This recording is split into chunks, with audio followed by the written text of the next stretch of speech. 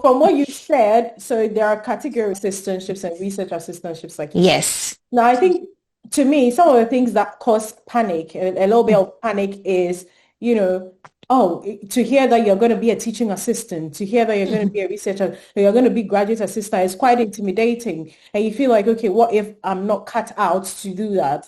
Has there been instances where you felt, or what encompasses the whole graduate assistantship, teaching assistantship, and research? Actually, that's scary because I realized that because of our background in Ghana and various African countries, we've had it tougher. And when we come here, I think we settle in fine. Sometimes you think it's that difficult. And our class sizes are not big. Let's say you're going to be working in administration. Let me use my position for instance. I was working with the Division of Diversity, Equity, and Inclusion in an office. So I didn't have to do research or teach, but there were times where I would go into undergrad classes and teach them about Title IX and discrimination and stuff like that. But going into the role, there were certain things that I didn't know. But I when I was doing the interview, I made sure that I was going to highlight on the experiences that I had, citing situations where the things that they are looking for, I have done those. Even the things that I didn't know, like let's say if I had a fair idea about it. For example, if they're asking for graphic designing capabilities, I'm no graphic designer, but I can do some things. I can do some things to create a flyer.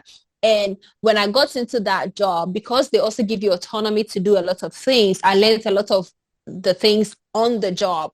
And I think that one thing that makes you stand out is your confidence and also showing that you know what you're talking about. So sometimes you don't even have the experience, but the way you're telling your story, the way you're showing that, hey, you can assimilate very quickly, you can adapt to all the changes, it makes you like a better candidate. And one thing that I realized worked for me a lot is whenever I'm going to work with a particular office, I do my research on the office, what they stand for. So on their website, if what they stand for is integrity, diversity, I make sure that when I'm talking to them, I'm using the words integrity and diversity in my conversation so that they know that I have really done my research and I'm telling them like practical examples of what you're looking for and how I have done that in my past. And let's say if they're looking for example, one of the things that we did was to take care of like if somebody was sexually assaulted, discriminated, like somebody experienced racism, they are going to come and report to our office. And I was trying to connect how I had done something like that in my past. And back in my undergrad days, I worked with the Women's Commissioner, like her committee. And I used that as an opportunity to explain how I worked with minority because women obviously are a minority population, even though it didn't directly address what they were doing on their campus, but I made them know that, hey, this is connected. I didn't know anything about Title IX, but when I saw that that's the job that they do, I went to research and indeed they asked me what I knew about Title IX and the Baba that I had, I told them that, oh, this is what I know about it. And it made me stand out. So when I came into the US, I asked my boss, I'm like, what made me stand out? What made me a better candidate? She's like, that one thing was you have a knowledge of Title IX, knowledge of what the office is based on. So I think that it's not scary. Just put yourself, like set yourself up in a place where you'll be the best candidates. Your national service, your internship, hype that position up like it was a senior position that she had. Yeah. Sometimes I advise people not to even put intern on it. Let's say if you were a broadcast journalist intern at a company, just put broadcast journalist. Yeah. Like you were, just that maybe the time frame was short, but you were a broadcast journalist. So put like your position as the best thing that has ever happened to you. And also most of the positions too will train you when you come in. So it's not that hard. Very good. Like, yeah, I also Yeah. say that thing, we have a way of being modest about the little things you do. And that's one of the things people abroad don't do. They can do Yeah. something very little in a week and even resign and still say Yeah. as though they own that position. But to Yes. us, we tend to, minor, minor the major, like, just downplay on it because of where Yeah. you're coming from. No, but so that point is very, very important. As long as you did that role or you participated in that role, hype it up like you did it, Yeah. Even if it's a church position where you were Yes. the secretary, there's always a way to say how you achieve certain things in a religious organization, not necessarily, a church or a mosque or something like that. So just major in the minor as much as possible. Yeah. Yes. So it will go to the next question. So how early should prospective applicants start applying? What's the full timeline from probably when they start researching and sort of like acceptance point? So for the US, I don't know about other countries, but for the US, it looks as far as a year ahead. Um, Even though I did it later, but a year ahead, because for fall 2027, admissions will be open this fall. And if you take your time to apply or you don't reach out early, you'll be late. And there's also something that we call priority admission. That is where most of the funding is. And one of the things that you have to do in your application process, especially if yours is research focused, is to reach out to faculty members. And that is something that we call cold emailing.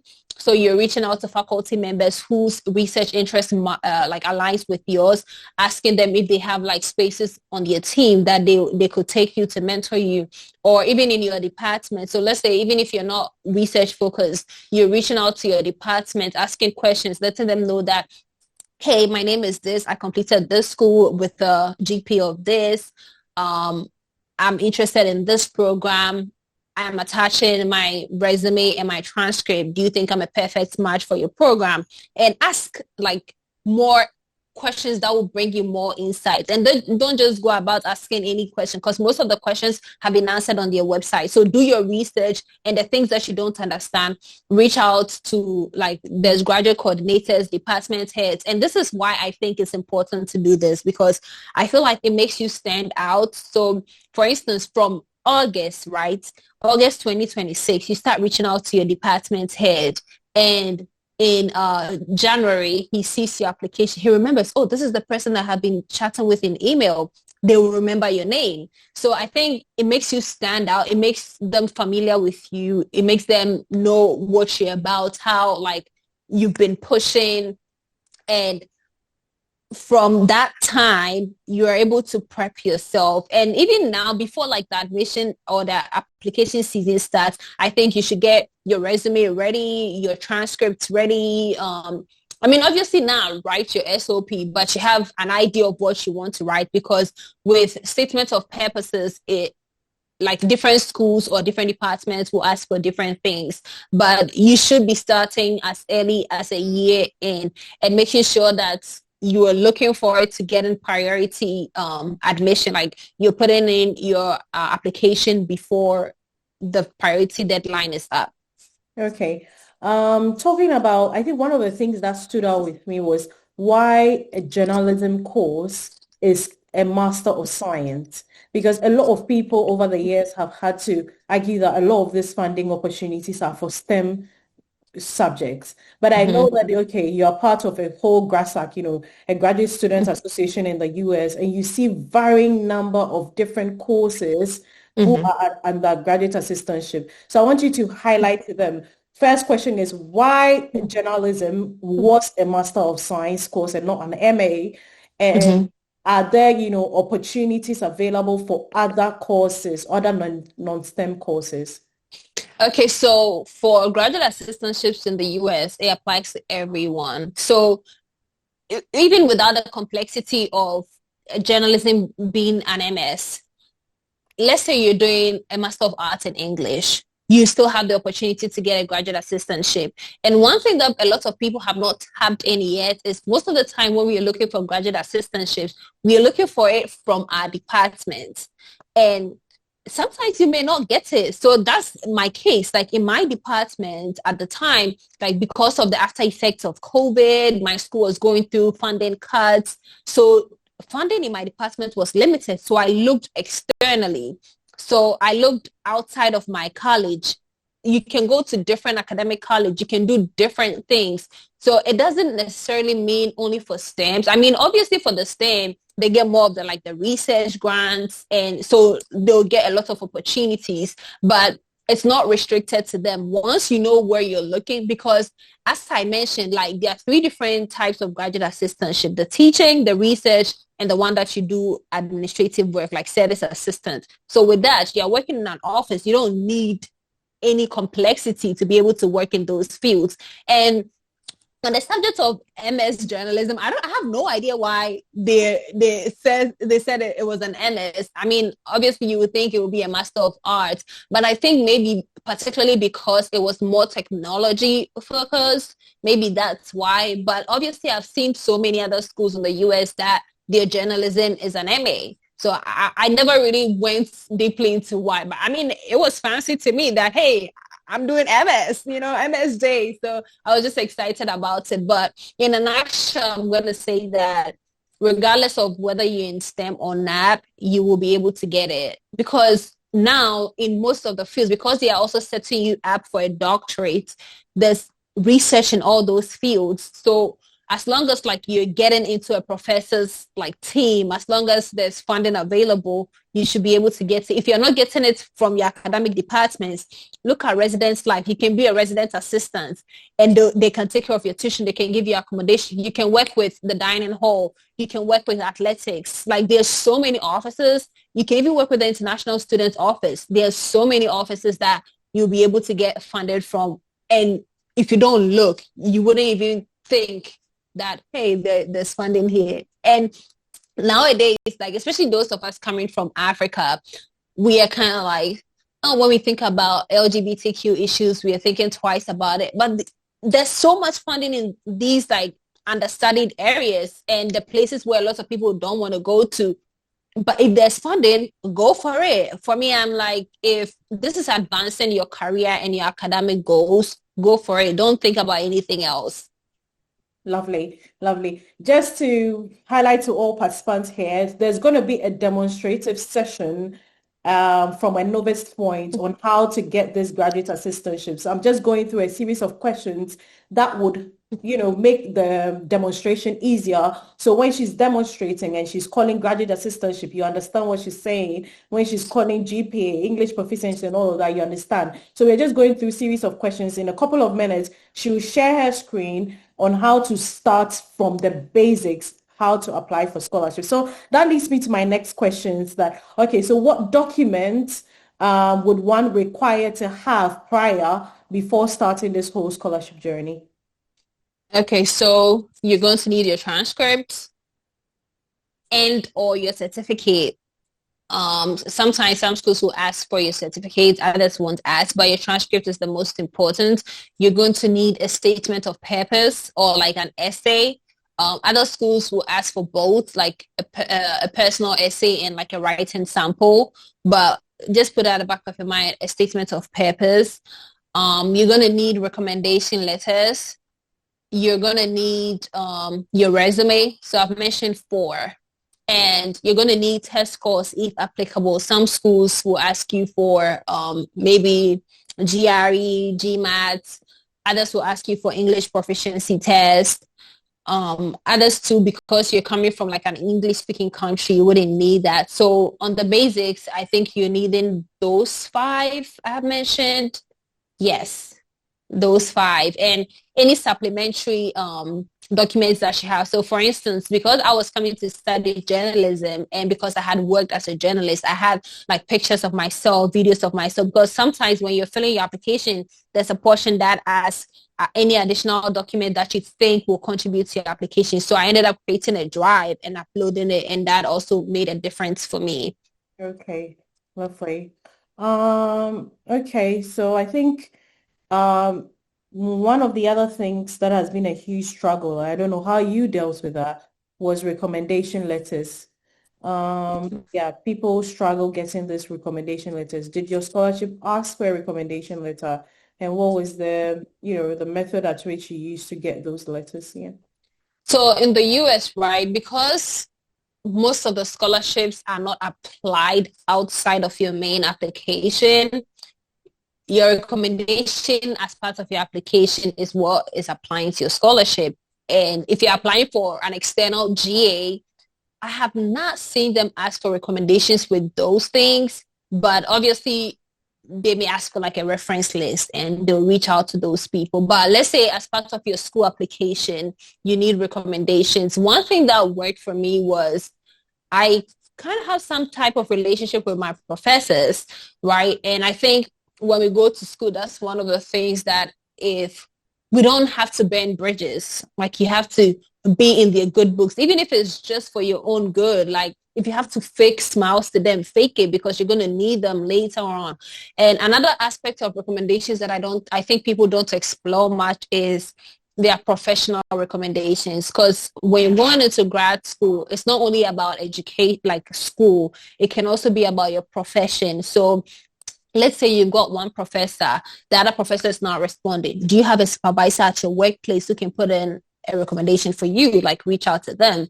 And another thing that the US does is they make sure that your recommendation is coming from an email that is like an institutionalized email, so that people don't just, fake recommendations and bring them. So I think creating a relationship with your professors while you're in school, your supervisors while you're in school, you can go as far as even letting your pastor do a recommendation for you, somebody who can testify to your ability, somebody who can testify to your character is important, unless they specifically say that it has to be academic. Then you can explore all types of, you can explore your work colleagues. You can even explore people like your mentees if they have institutionalized email addresses to put in recommendations for you. I know it's hard, right? And that's why it's important that we start very early. And as I mentioned, that communication is very important in this process. So let's say that you put your recommenders info in your application and then you're not hearing from them. Communicate with your department and say that, hey, like this is what's happening. Sometimes even after deadline has passed, they will still give you the opportunity to let your recommender put in your recommendation. Yeah. Yeah. That's a very valid point because I was doing one application back then and the admission passed. I submitted it with our recommendation. Mhm. There was Yeah. an asterisk to give a recommendation. Back then when I was doing my application, you have to get it from your supervisor and upload. But now they Oh, actually just ask for their emails and ask you to send, which is a different ballgame. But for mine, I had to use just a blank word sheet and give it to them. And I wasn't getting my feedback yet. But I wrote, the graduate coordinator that, okay, you know how academics are. It's very difficult getting recommendation. I'm trying as much as possible to get it. And when I do get it, I'll send it to you. And they are very understanding. yeah. It's not like a cast in stone. They know academics have Yeah. busy schedules. They know that 1,001 students are asking for accommodation, Yes. recommendation at the same time. Sometimes I know a colleague who actually got the funding even without a recommendation, and they later Wow. asked for the recommendation because he was good. I mean, there was no cast. Yeah. And I think sometimes if there's a way we can make our recommenders jobs easier for them, we should like take an initiative, draft a recommendation letter and send them, like maybe just because they're not getting the time to type it out, type it, ask them to review it. If it fits your relationship with them, then all that they got to do is copy it and paste it. But just so we know, like the recommendation process is it takes a little bit of their time, because it's like you're filling a form before then there's a part of it where you're going to talk about your student. So it asks for a lot from them. So if you can make their job easier, you should.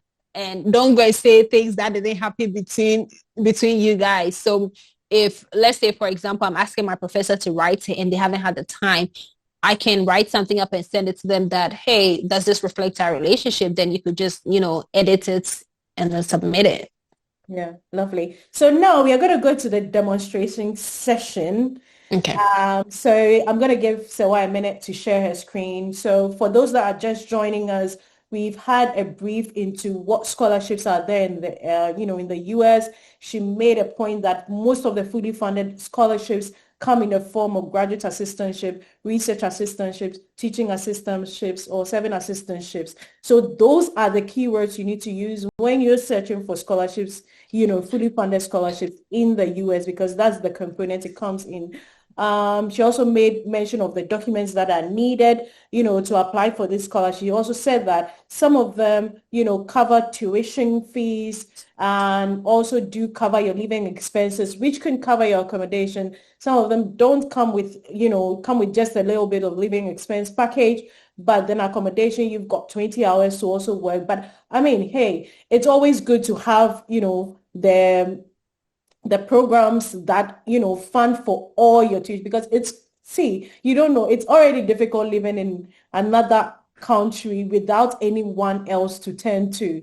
So if you get the opportunity to do your 20 hours, you can always use that money as a savings pot or something like that. But always, it's quite helpful to always have some funding or something like that. So Sarah, Yeah, give me a minute. okay, Okay. yeah, try and I put was it. trying to get so there's this app or like a website that you can also apply for your graduate assistantship at. It's peculiar to schools whether your school uses it or not, but I'm finding difficulty logging in. But I'm just going to use the normal Google search. Okay, feel free. Yeah, so if you've got any questions, both from Facebook and on here on Zoom, please do put in the chat. Yeah, there'll be team members on standby who will take the questions right after the demonstration. If it does answer your question, or whatever she's going to do is going to answer your question, you don't need to repeat the questions. But if it's not, your questions are not answered, feel free and put it in the chat and we'll be sure to answer them. All right, Sawa, if you're ready, So can you see my screen? absolutely. Okay, give me 1 minute. Okay. So this was the app that I was talking about, but since I haven't had access to it yet, I'm gonna let us do just the regular search. So for example, let's say I've gotten admission to Ohio University, right? I got admission, I didn't get funding, and now I'm looking for external funding. On the basics, if you've done all the things that we've spoken about, cold emailing, reaching out to professors, you should be able to get like a graduate assistantship, right? But if you don't get it, this is what we are talking about. If you've gotten admission, no funding. Most of the time, the universities will post available graduate assistantships on their website or like in their students portal, or they may have a particular place that they posted. So let's use Ohio University, for instance. I'm just going to go ahead and search Ohio University graduate assistantship. Well, I see right here. So it's going to come up and I will explore all the links that I am seeing. So let's type on graduate assistantship positions. It's going to load up and you're going to have to read through it and find out where like you're going to find it. So let me go back. I think this is an overview of some of the graduate assistantships, how to apply. Now here, it should be here. Yes. So you see, for instance, I think this is from 2022, but like when you search something like this, it comes up. You have to do an in-depth research. You don't just look at the first page and you're done. You're not finding what you're looking for. Go ahead and look for it. So for instance, there's graduate assistantship, assistance in academic coaching, supplemental instruction, and tutoring. So you'll find them. Or another thing that you could do, and so these are also different offices where you can find positions or they need people to work at. So you click on any of those positions and then it will take you to the requirements, how to apply and stuff like that. But you can also go on the student, like the job websites. Let's click that here.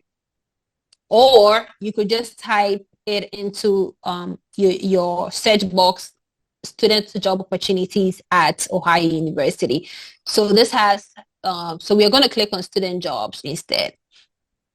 So when you click on, it has different types of opportunities. But what we are looking for is we are looking for something that has graduate assistantship. So if we are not seeing it, it may be a student job, but the difference between that and the graduate assistantship is the student job opportunity will just pay you money, like it will pay you a wage. but you won't get the option of getting tuition waivers, getting health insurance. And tuition waiver should be something that should be in your mind. Like that's the most important thing that we're looking for here. Because what will you do if they are just paying you and you're not getting any money, right? So you're gonna look through it. So we're not seeing any graduate assistantship here. So we're gonna keep like loading the page from every time to see like as and when we're gonna get it. Another thing is when you go on LinkedIn, there are some schools that also post their graduate assistantships there. For example, there's this school that I know they have graduate assistantships. So let's look at American University, right? Yep. American University graduate assistant.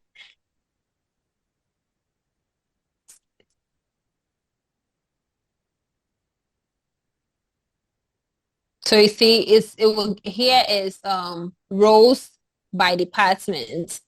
But the easiest way that I try to let people go to is using the employment job routes. So let's do this. American University student employment. Yes.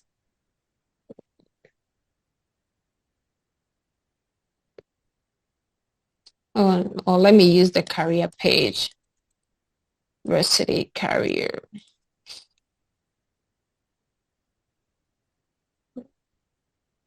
Yes. So when you click on it, you're navigating it.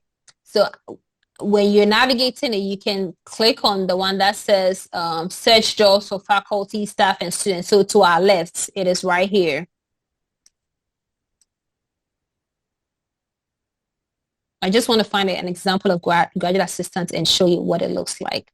So see, they have a bunch of them. Research assistants, teaching assistants. So these are all student positions, graduate teaching assistant, administrative assistant. So let me open one. Let me open a graduate teaching assistant. This was posted 2 days ago. Okay.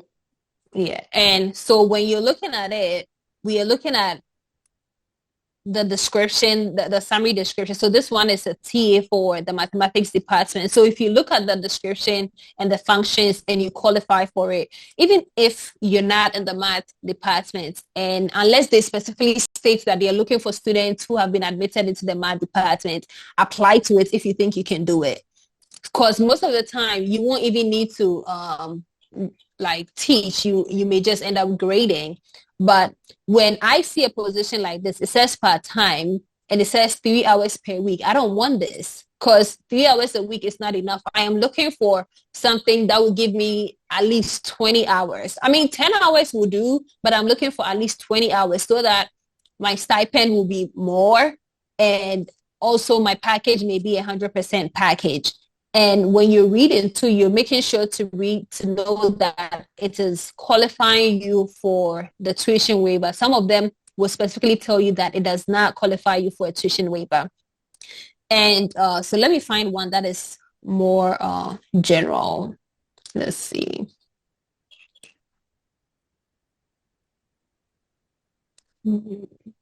Okay, this is 10 hours. So sometimes you can get a 10-hour position and then they'll cover your tuition or they will decide to cover half of your tuition. So if that information is not stated on here, you can reach out to like the hiring manager or like the department in charge of the posting. And then you ask questions, oh, does this position qualify me for a tuition waiver? And then you can take it from there. And I'm saying again, if you want a full funded package, look at things that are qualifying you for a tuition waiver. If it's not, we are not considering that. Unless you say, oh, I don't have any option. I'm just going to go for it like that. So this is like my general LinkedIn page. If you're looking for, graduate assistantships in journalism, then you go to post because most of the academic, Lois, give me 1 minute. Let me grab my laptop. It'll be easier with my laptop. yeah, that'll be all I'll be right. back. Yeah. Okay. So example of this one is fully funded MA and PhD in journalism in University of Texas at Austin. Well, this is like 10 months ago, so maybe the position is already filled. That was in 2025. So this is sort of like a way you can use LinkedIn also to search for, the graduate assistant. So you should always have a clue.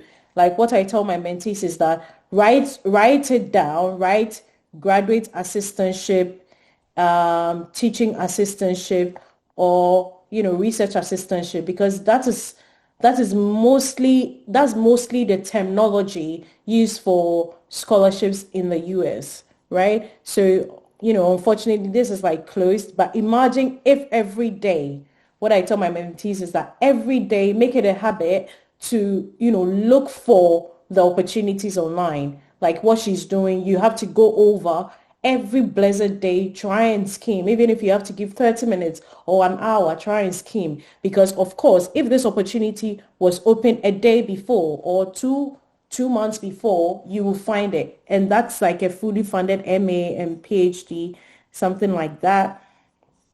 You can go through all of them, read, but in the course of looking for, you need to look out for the opportunity that says fellowships and scholarship, teaching assistantship, assistant instructor roles for advanced PhD. So this is like for PhDs. Then there's graduate assistantship. Then it says there's a tuition reduction benefit and a health insurance. So that way, what I would have done is that the moment I apply, if you click on the link, you will see maybe the graduate coordinator, right? Then you can text them that, okay, I'm from Africa. I would need a full tuition fee waiver. So with something like this, is the tuition reduction 100% or what percentage is it? If it's not something that is going to favor you, you just let it go. It says that eligibility is that no separate application for most of the fundings. TA and AI roles require relevant experience or training. GROs depend on faculty projects. So faculty projects means that there's a supervisor in the particular department that is doing a project on, example, is doing a project in how AI tools can be incorporated into effective journalism methods. Okay, so they want you to work with that faculty member or that lecturer in that particular field. And for working with them, then we are going to take off your tuition, and we are also going to give you a stipend, something like that. Yeah. So this is example for journalism. So this one was 7 months ago. It closed like 2025.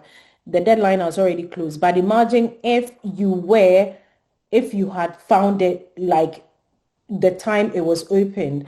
It's an MA in journalism, MS in digital communication analytics, and they said there are graduate assistant internships, assistantships, and scholarships, and many more. So if you had found it, you could have applied for something like this.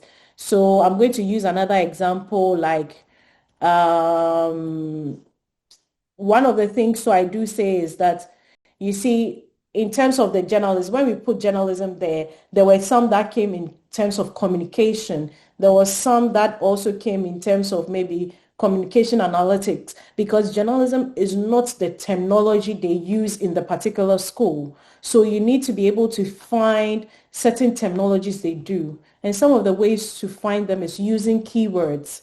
So the keywords is that all the courses that you did under journalism in your undergraduate, try and change it around. Like example, if you went to GIJ, did journalism, and you did under journalism, you did maybe communication.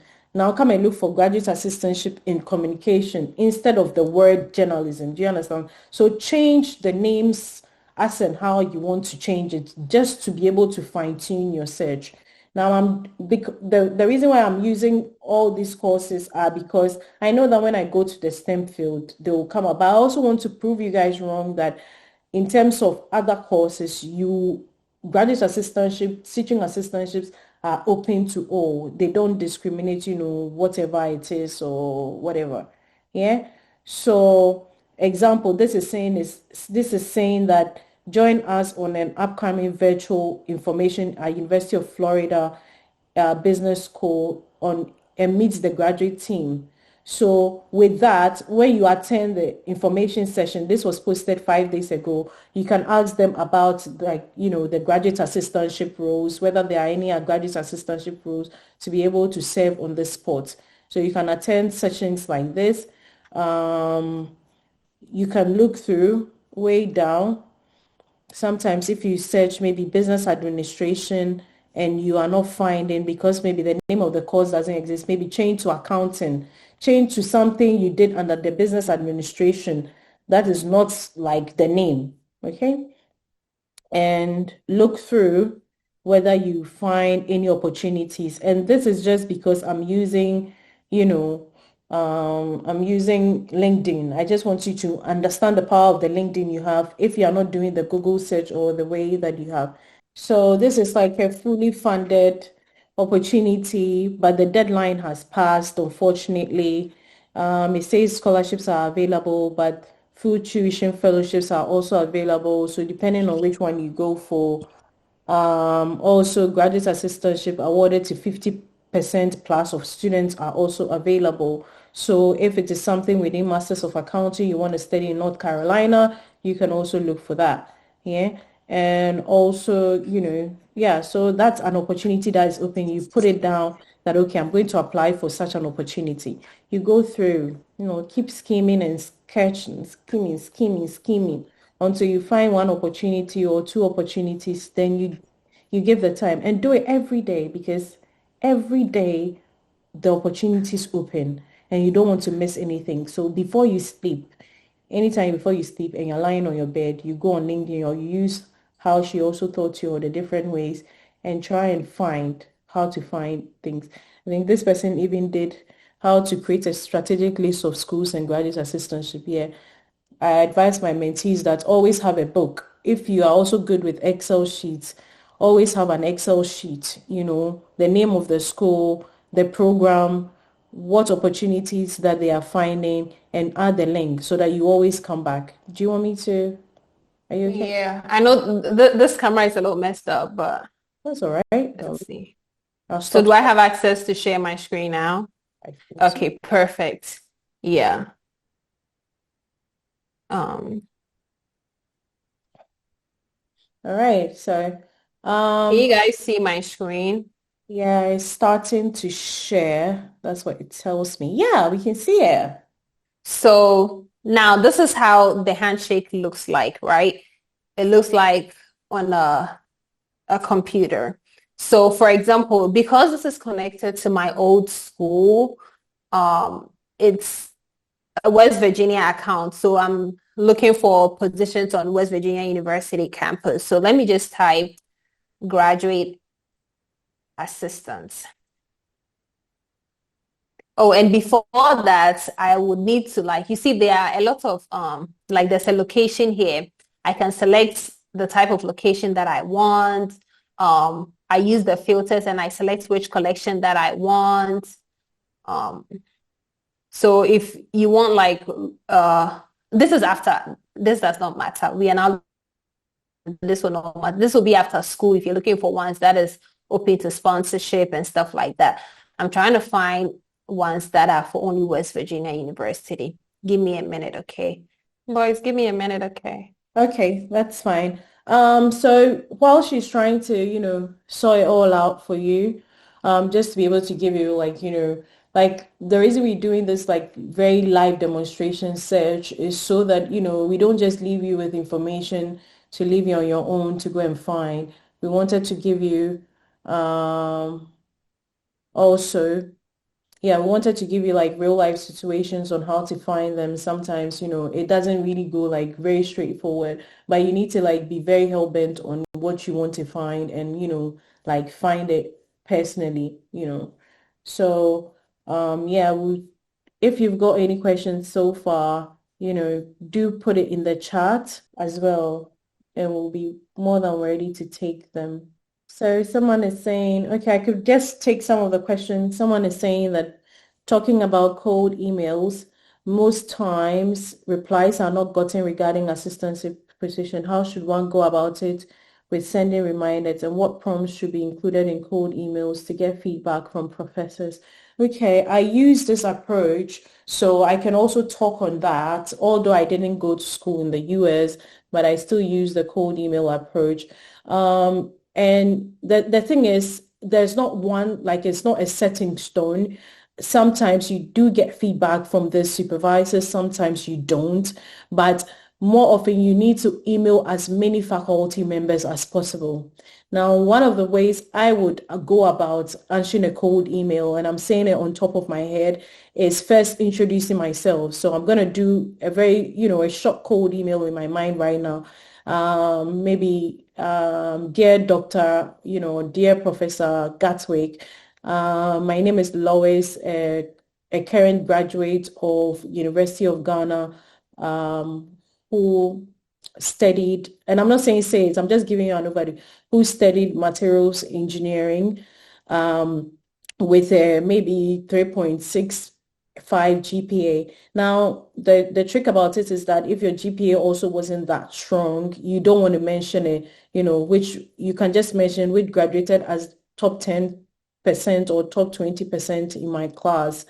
I'm looking for graduate assistantship positions within your faculty. Then you go down below to also, boast of yourself. So you can say that I, having studied, materials engineering, I had the opportunity to partake in a research where we studied maybe the definitions of solar systems in in in West Africa. During the study, I came out with the fact that the problem is not about, solar systems, but the problem is about getting the installation at devices in the country. And so one of the things we did from the research was to use local materials that were readily available for us in Ghana to create or to mimic these installation devices. Out of that, we were able to install 30% or 30 plus, solar systems, or produce 30 plus solar panels out of the use of these local materials.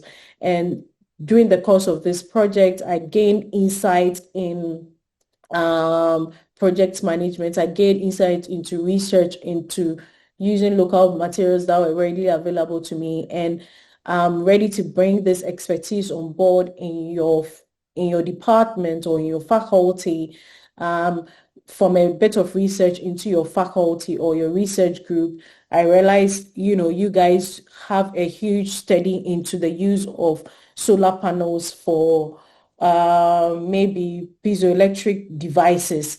And so with this background or with knowledge that I have acquired, I'll be able to use this knowledge to, study in your department or in your university. So it will be a good opportunity, to be granted a graduate assistantship, is if there are any. Looking forward to hear from you.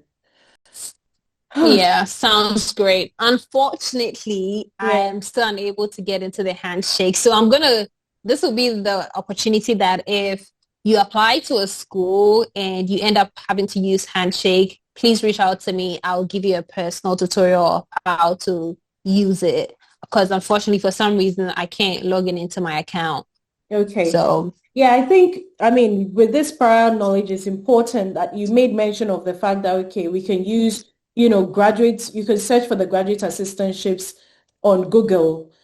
yes, some One of of them the, have it on their website. Some people use like different work, like employment apps. Like some people will use even Workday. Not every school uses the handshake, but the handshake tool is very easy to navigate. So you can find it on the website, their careers page, and stuff like that. So it doesn't necessarily have to be on handshake, but just in case if anybody happens to go to the route where they're needing handshake, they can reach out to me. And I think another one that I did not touch on is if you're looking for a position that and you haven't searched for it, just go to, let's say if it's the library that you want to work at, you reach out, like you go to the library's website and look for their email and reach out to them saying that, oh, you're an admitted graduate student. you're looking for opportunities like this, you have experience in this, so you can do it. So if there are any opportunities, they can like connect you to it. So you can reach out to the offices directly. And another way that has become very easy for like school search and graduate assistantship search is when you use ChatGPT or like any of the AI tools. So for a very simple background, you can just type it into ChatGPT. Can you give me schools in Washington, D.C. that offer masters in economics and has graduate assistantships? It will open up, like it give you a long list of schools, and then you take the school website one after the other and see if they have what you're looking for. So all of them are like various avenues that we can explore finding graduate assistantships. Other things too is for specific schools, there are scholarships that they would also post on their websites that you can apply to. And obviously there's also MasterCard scholarship you can apply to from any African country. And I mean, obviously that's a third party scholarship. But for me, I love graduate assistantships because in the US, that is what, when most people say they have fully funded scholarship for graduate school, most of them come with having like a graduate assistantship because it gives you like an entire package. Yeah. So when you were applying for yours, which scholarship essay were you asked to write?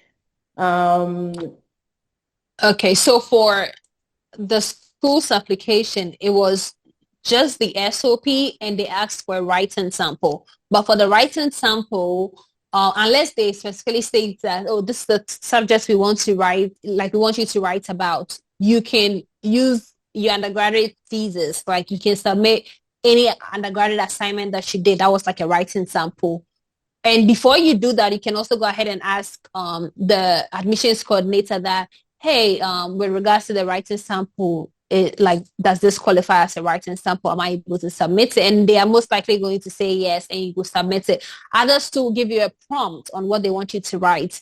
But aside that, one of the writing samples that is common across all universities in the US is your statement of purpose or your personal statement. So that or in your statement of purpose, you're stating your background, why you're interested in that program, why you're interested in that school, your research interest, how the program is going to help like your goals, and what you're also going to contribute to the program. So that's like a fair idea of what like a statement of purpose is. So that's one of the essays that, you know, cuts across all the institutions, but others may have you add additional essays. all right. Okay, so that leads me to my last question before I take questions from the team. I've got other questions. Okay. I think someone wrote on Facebook that the main some of the main challenges is the life after school. So I think Yeah, that I've experienced that too. Mm-hmm. yeah, that is also something we would want to go in. But let's tackle, Okay. how to apply for the scholarships and whatnot and see how. So I think one of the last questions I was going to ask was if you faced any sort of rejections, like someone wrote that they sent cold emails, they never receive a feedback. Maybe that could also term as a rejection. If you received any of a rejection, you were just a one-time person that applied and got it. And if you did, how did you, handle it? And how did that keep you going? Yeah, fortunately for me, the very year that I applied is the very year that I got in, but I received rejection in different ways, right? So obviously, as I said, my admission did not come with funding. So that was a rejection for me. And I had made up my mind that without funding, I am not going. I can't get any bank statement from anywhere to apply. So even if I didn't get the additional funding that I got, I would have reapplied, right? I ended up applying to two schools. I got into both schools without funding. But a lot of people feel the rejection because obviously they're applying to a lot of schools. And that's what I encourage people to do. Don't be like me. Don't apply to only two schools. Apply to a lot of them. And sometimes you reach out to schools, you won't hear back. I did. The schools that I heard back from are actually the ones that I applied to. And for me, I chose West Virginia University too, especially because the professor that I was talking to, that's our graduate coordinator, was very quick with his responses. That was what encouraged me to apply to the school. So if they're not responding to you, move to another school. Or, and as Lois said, like if you're reaching out to several faculty members, and also make sure that you're not just reaching out to faculty members for reaching out sake. Make sure they are aligning with your interests, right? Because these faculty members, they talk to each other. Sometimes you're ending up reaching out to about 5 of them. Like, how does your research interest align with 5 professors who are doing different things, right? So for me, if you want to put like a limit to it, I would say do 2 to 3 faculty members for a particular department. You can't end up writing to all of them, right? So when I get rejections, I see it as redirection. I see it as an opportunity to do something different. I see it as my time is not up yet. So for me, I never even thought that year I would make it, because even after I had gotten my funding, I had to also get like a visa appointment. I wasn't getting it. Even to the sense of like going to the interview, I was scared of what if I'm not approved. So I have dealt with rejection in my own ways, but for me, I am a positive person. I like to look on the brighter side. I'd be like, maybe it's just not my time, right? And as Lois said, and don't also just go and copy something from ChatGPT or copy one email and then send it across to every professor. Be very particular about the things that you're writing. If you're reading their research, make sure you're quoting something from their research. Make sure that they know that you understand what their research is about. And if possible, if you're reaching out to them, there's a portion of your clauses should state that you're open to like meeting with them if they have the opportunity. Set up a meeting, talk to them, let them get to know you, and keep in touch. Even when it's Thanksgiving, wish them happy Thanksgiving. And I think that will create a sense of familiarity between you guys. Yeah. Lovely. That's very important point. Find all the American holidays and start your email with an American holiday greeting. Okay, so we're just going to go straight into the comment section. If you've got any questions that we've not answered, please put them in the chat. We are going to take the questions one after the other. And that brings me to my first question. If you're both on Facebook and here on Zoom, please feel free to drop your question. Someone says that, please, I'm in level 300 now, and I have 1 year left. Please, can I apply to a school now, or can I apply to any graduate assistantship now? They are in level 300. 3. And they're looking to apply when they complete school, you're talking? Is that what you're saying? I think they are asking if they can apply now, or they should wait to complete before they start the search. No, you can start your search now. I don't think any time is too early, but as and when you're going to apply is the most important thing. Some people decide not to take a gap year after school. They want to go straight into it. So they do it in their final year, like from 300 going to 400. So by the time they complete, then they are done. I also know people who during the time, like the last few days to the end of their whole academic journey, then they move to the US and then maybe defend their thesis online. So depending on what you're comfortable doing, it's not too early to start your search. Start like gathering your documents and just get a time frame. Like, which semester do you want to start school? Do you want to start in the fall? Do you want to start in the summer? Do you want to start in the spring? And it would tell you when you have to start applying. But for example, if you want to start in the fall, which I encourage a lot of people to apply to the fall semester, because that's also the semester that has a lot of funding, because most people will graduate in May during the summertime. So when the fall starts, there's a lot of opportunities available. So I would encourage that if you want to get into fall 2027, you're starting your application now, like you're doing your research now, reaching out to professors now. And then once application opens, then you start applying to it. Like if you have a school that you want to go to, look at their website. They may be having like webinars, workshops, and that is where some people get like application fee waivers. If you attend, like register for their newsletters, any information that comes, you are the first person who's going to get it. And like searching for schools should not be difficult. Let's say you have like your dream school, just put it on ChatGPT if your school has what you're looking for, or look on the school's website if it has what you're looking for. That's like a very good place to start. Otherwise, if you want to also have a broad search, go on ChatGPT, schools in the US that offer masters in economics. It's going to give you a bunch of them. And then you take each school one after the other. And then you go from there. So depending on the semester you want to get in, but if it's for 2027, you can start now. Yeah. But note that once you haven't completed school, your transcript is not complete. So if you're applying, you would have to explain to them that you're in your third year and like all those intricacies of it. Right. Someone said if my undergraduate or diploma is in the MS field, can I apply for a scholarship in an MBA or bachelor in BA? Wait, so do they have a bachelor's degree already? Yeah, that would be the question I was going to ask. Do you have a bachelor's degree already? Because what does it mean if your undergraduate or diploma is in an MSc?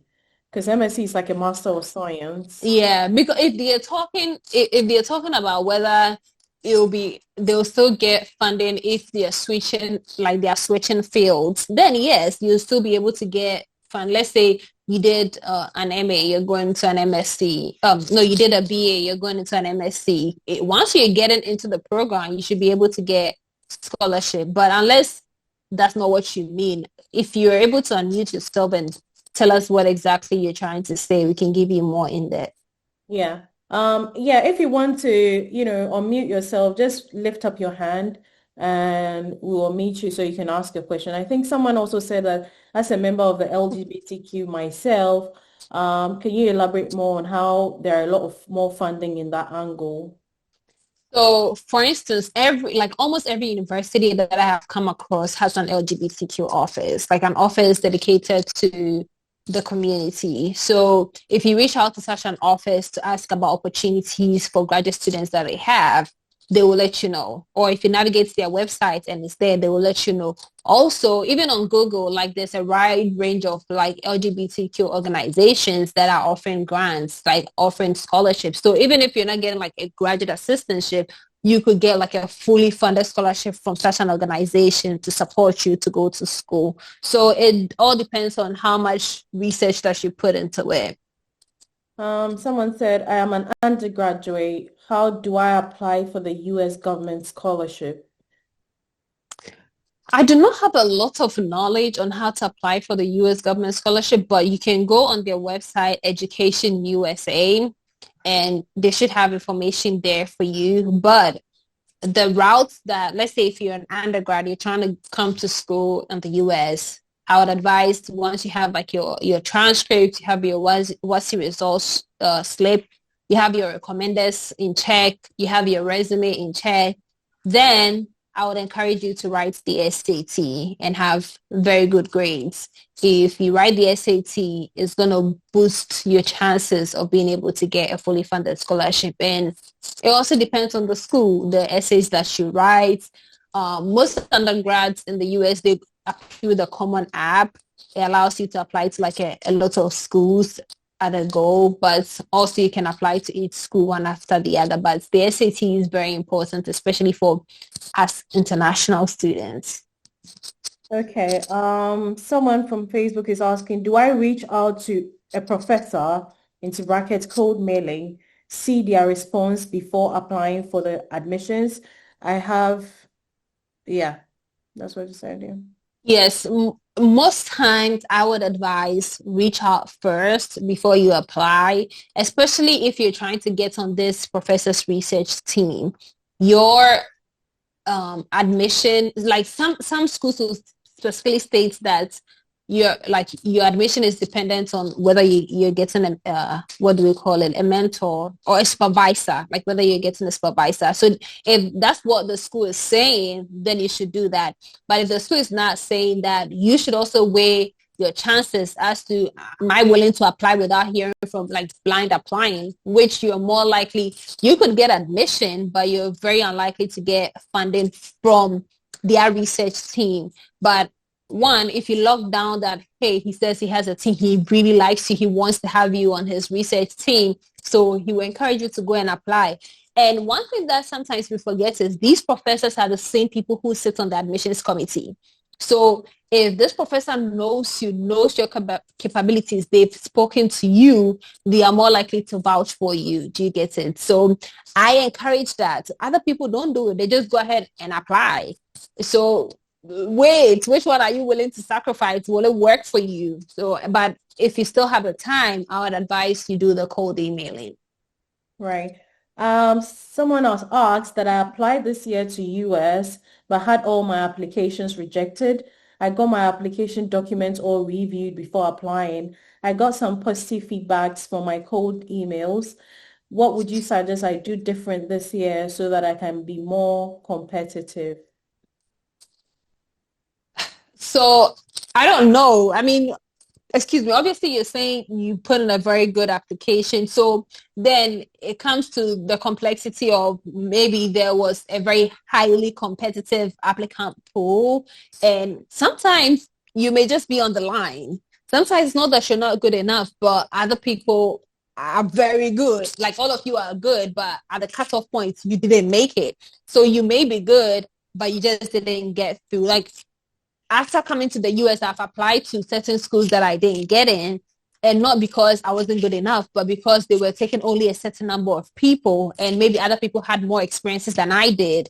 Other people have research experience than I did. So I can't really say for sure since I don't know your credentials. But if you had good grades, if you had a good essay, strong recommendations, I can't say. All that I can say is keep applying, keep applying. Maybe one day it's certainly going to work for you. Like be very positive. And sometimes the one thing that I've come to realize is a lot of us like the very popular schools. Like we like, how about looking at a remote area in the US and applying to the school that nobody wants to go to? You know, it will actually give you an opportunity to still come to the US. And an interesting thing about the country is you can travel anywhere you want as long as you're in the country. So we can also look at the schools that nobody wants to go to. But now everybody's applying to the Ivy League schools, but not everybody is going to get into it. Exactly. Very, very, very salient. Is it possible to get a fully funded scholarship with any class? Yeah, you would have to compensate somewhere else.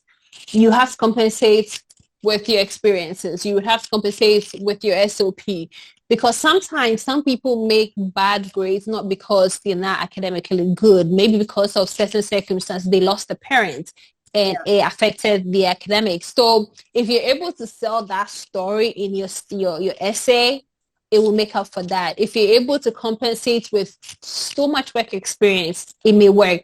If you're able to compensate with your volunteer experience, it will work. If you're able to compensate with an additional test score, it will work for you. Another thing that helps other people is they may have like very low grades, but there's something called transcript evaluation. Once they evaluate their transcript, it takes up their grades a little bit higher. It's not always a guarantee, but that's something that people have been exploring. But if you have bad grades, explore somewhere else, you know.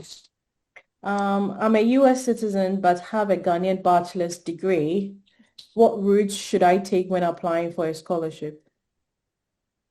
So especially for graduate assistantships, it doesn't matter whether you're a US citizen or not. It depends on your credentials and how good you are. But the advantage that you have over international students is there are certain scholarships and grants that are restricted to US citizens that you can apply to, right? Aside that, whatever I explained as a process of applying, you can apply just that you will not be applying as an international student. So you can go through the cold emailing route and all of that, but obviously you're not applying as an international student. Right. Yeah, I think the questions in the chat, let's, yeah, we've got a couple of minutes. I don't want us to stay past maximum of 2 hours, but we've just done an hour and 25 minutes, but probably maybe we can do another 10 minutes or 15. Let's see that. Someone is asking, I applied for graduate schools in the US, including GW universities and some UK schools like Exeter. I got a 25,000 scholarship cover for only tuition and all partial scholarships for the UK. What's the question? So for I can talk on GW. So did you uh it wasn't enough to attend. Okay. Yes. So sometimes, right? That's why I'm saying that for me, I'm an advocate for getting scholarships, right? But the other people who will get some form of scholarship and will still want to come if you have like the financial document to support it. So for instance, let's say you're going to GW and you get a $25,000 scholarship and it's taking care of all your tuition. And let's say your concern is about what you're going to eat, where you're going to stay, that is where you can get the on-campus job opportunity. So you, even if you don't get the graduate assistantship, your tuition is already taken care of. So your 20-hour job should be able to help you pay for your rent and your living expenses. And for GW, for instance, I can talk about it because I actually got into GW this year for my doctorate. And there are lots of like campus opportunities. If you're a graduate student, there was an opportunity for graduate students for like a lived-in position. They are going to give you accommodation and also pay you stipend. So, but I think they've closed application for that. But look at those opportunities. Once your tuition is covered, like that's the chunk of cost for studying abroad. So if your tuition is covered, then if it comes to rent and other stuff, you can get a campus job to take care of that. Right.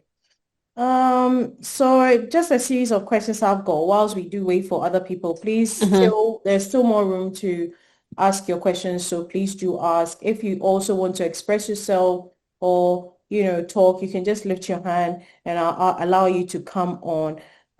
So I think one of the questions is asking about what are some of the post-study work opportunities in the US for international students and what are sort of the different pathways that you can get your maybe the OPT, H1B1, the pathways that you can use to live. Okay, so for international students, obviously OPT and STEM OPT extension. So for those in STEM, they have like they have a particular list that you can check whether your program falls under the STEM, and you'll be able to work for 24 months and extra, even extra years after your 1 year OPT. So after school, you apply for your OPT, which allows you to work in the US. After the 1 year, you can decide to go back to school and still buy yourself some more time. Or let's say you go to a workplace and your job decides to sponsor you for the H-1B visa lottery. That is also an avenue for you. That's why some people, when they're applying to jobs, they're looking at jobs that are going to sponsor them. If your job doesn't sponsor you, there's also a self-petition that you can do called the NIW, which you can apply for yourself, like usually for people who have achieved higher education. So you just have to make a case for yourself that you're a benefit to the United States. That's also an opportunity for you. Another opportunity is, let's say you end up getting married to a U.S. citizen or a permanent resident. You also have the opportunity to adjust your status through that. So those are the various pathways. So OPT for 1 year and extension for STEM students, going back to school to buy yourself more time or doing a self-petition, and also your job applying for you. Or while you're in the country, you can apply for the diversity visa lottery, even though now it's on pause. But if that opportunity is there, it's also another opportunity that you can explore. And one thing that I also think that when people come to the US, they don't do is once you're in the US, you have the opportunity to apply to visas to a lot of other countries. And I think that you can use those things as backup. Let's say you apply for a Canadian visitor's visa. They'll give you about 10 years, right? You have that. You apply for a Schengen visa. You have that. So in any case, if you have to leave the country and you don't want to go home, you can always, travel to another country. Right.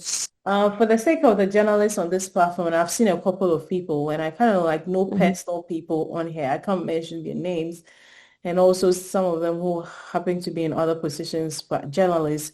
They've asked that I asked that how does the journalism, differ um, here in the US and that of Ghana's education. Like if you've got peers who have done their masters in Ghana or they're doing work experience in probably radio stations and all that, one of the things they would like to know is how they can, you know, move from practicing journalism into the education side, and also how different is the education? Does the gap hurt or does the gap help you?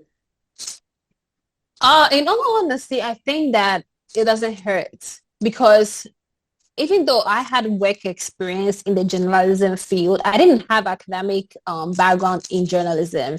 I had only worked as a journalist. So that was what helped me get into the program. And for grad school, especially if you're doing stuff like that, your experiences, I think, matter more because you've worked in the field. And you should be able to assimilate quickly when you get here. There's not much of a difference. And I think that they actually really appreciate the international perspective because in my classes, they always wanted to listen to the stories that I had to tell, like the beats that I have been on. Just that one thing about the US is there's a lot of opportunities, but if you don't find them, they may never find you, right? You need to push to get through them. And one thing that I love is that if let's say for example you came here as a journalist and you end up getting an internship opportunity as compared to my country, sometimes you go to a place for an internship and they'll end up like using you for menial jobs, but here you are so certain that the reason you went there, you're going to accomplish that. Like they're going to take you to the field, they're going to let you do things on your own. Even in your various schools, like they have studios, they have students like media outlets and stuff like that. So there's so many opportunities for you to explore. And it's not like there's nothing that is going to stop you from transitioning from an international community into the US. Unless, of course, like you're coming, like me, I said, after I studied journalism, I don't want to be a journalist anymore because I think I've lived that life already. But once you set your mind to do it, I don't think there's anything that's going to stop you. Lovely. Before we move to, I think I've got my last two questions. Mhm. All participants here on Zoom and Facebook, there should be a team member dropping a feedback form, so we can help, bring sessions like this that will help you better. Please do fill the feedback form. It's very, very, very, very important to me, equally as this is also important to you. So please take a minute. We are just about wrapping up the session. It doesn't take less than a minute. It's just fill the feedback form in the chat. And leading to my next question, last but one, I think, is that are there, the campus work packages or the campus opportunities for international students to work, are they like really readily available? Are they quite readily available to you? Yes, there's a lot of opportunities on campus. As I said, you would have to explore to find it, but most schools have what they call career services. And if you want to use your services, it's free of charge. And some schools, like you can see, what do they call it?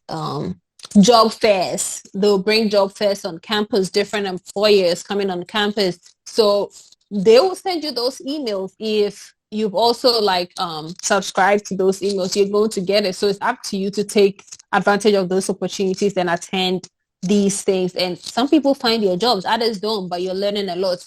And career services offers a lot of things for us. Like they can review your resume, they can give you career coaching. So there are like offices and departments on campus that have been set up for you to achieve success. You have to make use of them. Right. There's a very, very important question before I Mm-hmm. go to my last question. So Brian on Facebook is saying, I have teaching experience. I have a strong work experience that aligns with the program I'm going for. I have volunteering experience and a 4.55 GPA on a scale of 5, but I don't have any published undergraduate thesis or projects. My first question is, do I apply for graduate assistantship position, which I'm trying to go for? And my second question um, uh, can I also apply for the graduate research assistantship through the research interest that I stated in my application document? like my statement of purpose and my resume, in as much as I don't have a published work in that area. Yes, yes. So the simple answer is yes, you can. Um, there are lots of people who have applied to research assistantship positions without any publications. Um, the only time sometimes publications will make a difference is when you're going for a PhD. But there's also like people who have applied to PhD programs without any research experience because sometimes they have other things to compensate for it. So with your credentials, as I'm looking at it, you have a very strong background. So I don't think there should be anything discouraging you from applying. And sometimes too, for most of the applications, when you're applying for the school, it's going to ask you if you're interested in graduate assistantship opportunities. So you can select all three. You can select teaching assistant, research assistant, and sometimes there's also a question that asks if you don't get the graduate assistantship, will you be able to fund your education? Select no. Let them know that if they don't give it to you, you don't have any option. So yes, that's sometimes what the school asks is like that's all the school asks. Other schools too will give like another form for you to fill to be able to get graduate assistantship. So depending on the school that you want to go to. But I think that your profile is solid. There's nothing stopping you from achieving that. Right. So, without any further questions, I'm going to go to my last question. Is if you could go back and do Mhm. one thing differently. It sounds like a very Miss Malika kind of question, like a pageant. Yeah. It says that if you could go back and do one thing differently in your scholarship application journey, what would it be? And what is the single most important piece of advice you would give to a young African or anyone applying today? One thing I would change is applying early. Also,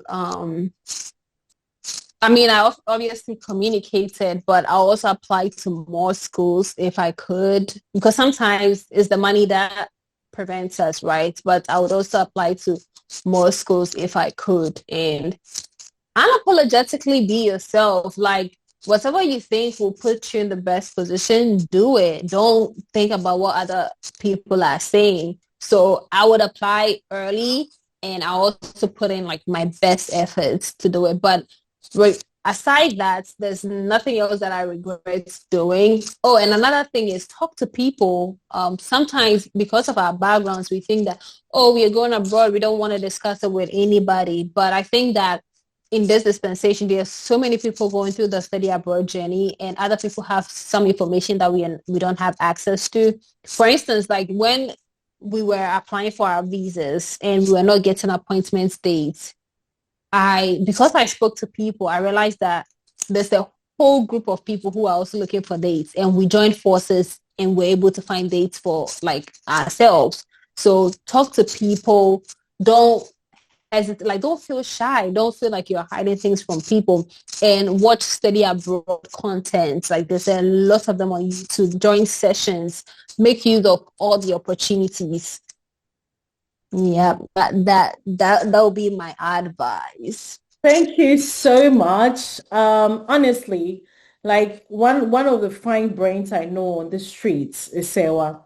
And I, Mm. always have Oh, honestly, you always have the most, perfect answers for perfect questions, I think. And I learn a lot from her, even, on other issues. If I tell you how we met, you laugh. But yeah, that's how much I appreciate her brain and what she's done to impact it. If there's one most single advice I'll give to people is that one, having been on this street for the past 6 years, is that a lot of people, like you said, wait for the particular time, like saying, oh, I want to go to school next year, so they're going to start applying next year. No, it doesn't work like that. You always have to give yourself a year gap because it does work yeah. in favor sometimes. Sometimes it doesn't work. I've met people who have gotten it one time instance, others that haven't gotten it. So if it is your passion to go to school, do start now. Now I've got people who even started in level 300, 200.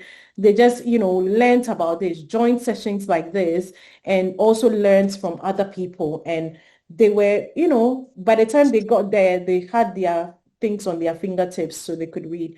Also, you can reach out to people on LinkedIn who are within your Yeah. area of study. They are, on different types of graduate assistantship. They are always more than ready. As long Yeah. as, as long as you are, when you're approaching somebody, that hi, stop it. It doesn't work. Go straight to the point. Let's go straight to the point. We appreciate people who go straight to the point. Like come to me, say, I've got a 5.4 GPA of this, applying to this schools and da. I had this problem, but I couldn't do this and that. But now I'm trying to do this. Could you help me with your strategic questions? Ask the question straight to the point. And when the person does get time and sees how, aligned your thoughts are, they will come back to you always. We are trying to put a group of, mentors from DYG who would also help review documents. If you have your document, you're going to submit your statement of purpose and whatnot. And, you don't have it, we can put you in touch with a few people on the street that can help review your document. You can just send, an email to dearyounggraduates@gmail.com with the name of the school you're applying to, the graduate assistantship position you have in mind in the school you're applying to, and the documents they've acquired. And we'll sure try and find some mentors here and there that we can pin you, to have a read through the document. It's a one-page document. They can spare some time to have a read through. So thank you very much, Sewa, for doing this Well, for. there was one question that I was really looking forward to that it didn't come, but it was concerning how I dealt or like I handled isolation, homesickness. Oh, yeah. And yes, I was excited to talk about it, but I guess we didn't. I mean, is there still time? There is still time. If you've got time, I'm trying to speed up for you. I have time. I have Right. time. And I like talking about stuff like this because I mean, I don't like being alone. So I like talking about stuff like that. So for me, right, dealing with it was hard when I moved to the US because I didn't have any family members over here. And my first Christmas was horrible because Christmas in the US looked so different to me. But I what I did was when I came to the US, I tried to make friends. Even though like I ended up being very close to just one person, but I didn't hesitate to talk to other people. I love social media. And so I ended up like being on social media a lot, talking to other people who are also going through this journey. And obviously making time to also talk to my family. Sometimes a lot of us when we come, like we travel abroad, we forget about the people back at home be like they're bothering us. But for me, I would make time and talk to them. And another thing that I did a lot was dating. Like I went on dates a lot because sometimes we also think that, oh, we have come to school, so all of that. But dating will help you get to know new people. And it's not always that those things have to end in relationships, but even with these dating apps, they have an opportunity for you to make friends, get to know new people. When you go to class, don't just close and go home. Make friends with the people that you would like on any day you wouldn't make friends with. And this is a very important topic to me. Get close to like the counseling units because we're not used to going to therapy back at home. When we come here, we don't see the need to, but there are therapy resources, counseling resources available to us that I think we should make very good use of it because it's for us. Yeah, so that's what I wanted to say. I love that. And that's so I should just be open and honest about everything. And I think, yeah, Mm. I think I overlooked that question because I was thinking, should we get there before? Because we are trying to put Mm-hmm. together a life abroad kind of series. So I thought, when Mm-hmm. the team sent it to us, like, okay, maybe you can be in our life abroad. But it's very good for people to, Yeah, okay, yeah, because somebody asked the question about life after school, so that yeah. yeah, all that can, yeah. Yeah, so it's very, very important to highlight so you know what you are coming in for, whether you can bargain, because some people Yeah. cannot bargain that, and so or you Yeah. prep your mind onto what you're looking for, right? So, please in the chat, in any of the chat, please put thank you, Sarah, make her feel loved, drop Oh. some emojis, drop some hearts, so some feelings onto her, like just say thank Oh. you. And yeah, some people were asking if there's a WhatsApp page. So we've got this general WhatsApp page where we put announcements and we also put, some scholarships on those platforms. We've shared the WhatsApp page on the link to join in the chat. So you can go join the WhatsApp page. Also, this session will be on Facebook for 30 days. Um, Also, so you can always come back and watch it if you had network issues or you just want to recap on that. Also, the recorded session will be on our YouTube channel. It's known as Dear Young Graduates. Our YouTube channel has got all the series, like everyone we have interviewed, different scholarships, the MasterCard she was talking about. We've had sessions on scholarships in the US before.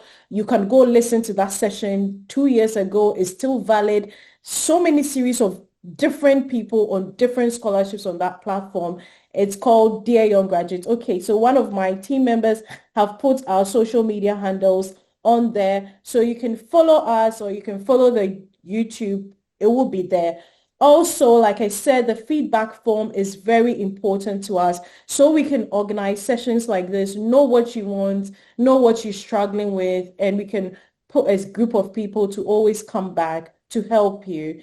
I think, Sewa, people are asking for your contact, how they can connect with you. You can share any of your social media handles as well. Now, this is one of the many scholarships in the US series that we are going to have over the period within the year. Now, we bring other scholarships, but we are trying to see that a lot of people are interested or, understanding the whole dynamics around scholarship series. So I'm very happy to tell you that our next session is going to happen on the 20th of June.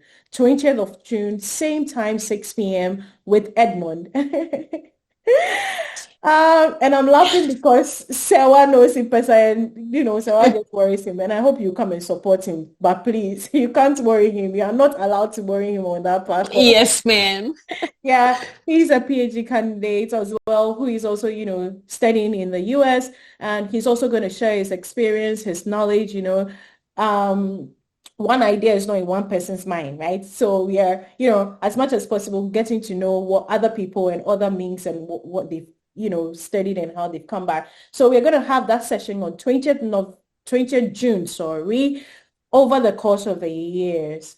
So yeah, do also join just as you've joined with your questions. If in the course of, joining, you have started an application process that you do not, you are struggling with, you can come with your questions. Hopefully, Sewa will have some time to also join us on the background to also support Edmund. And if you've got your questions or anything, be sure to bring them as well. Yeah, they Um, should really join because Edmund has a lot of insights to share because especially for him, he started his journey very early as compared to me starting later. So he can give more in depth as to like the practical things that you should do. So please don't miss that one though.